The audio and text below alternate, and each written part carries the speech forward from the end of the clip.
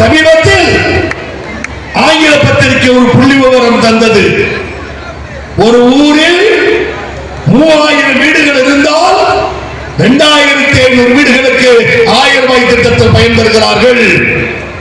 ஒரு கிராமத்தில் 2500 பேருக்கு மாதம் 1000 அந்த குடும்ப தலைவர்களுக்கு கிராமத்திற்கு செல்கிற பொழுது வங்கி கணக்குக்கு செல்கிற போது அந்த மாதத்தில் கிடைக்கக்கூடிய கிட்டத்தட்ட 25 லட்சம் ரூபாய் ஒரு கிராமத்தில் மாதம் சுழற்சி அடைகிறது.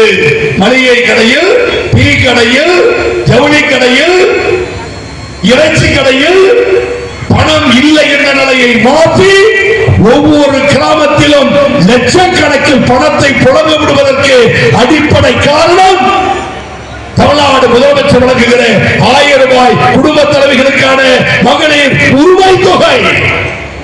எனவே 1000 மோடிகள் வந்தாலும், 1000 அமித்ஷாக்கள் வந்தாலும், 1000 எடப்பாடி வந்தாலும் ஓமலூரில் உதயசூரிய சின்னத்தை எவனும் தடுக்க முடியாது. அந்த வெற்றி கோட்டை வரை வந்தே தீரும்.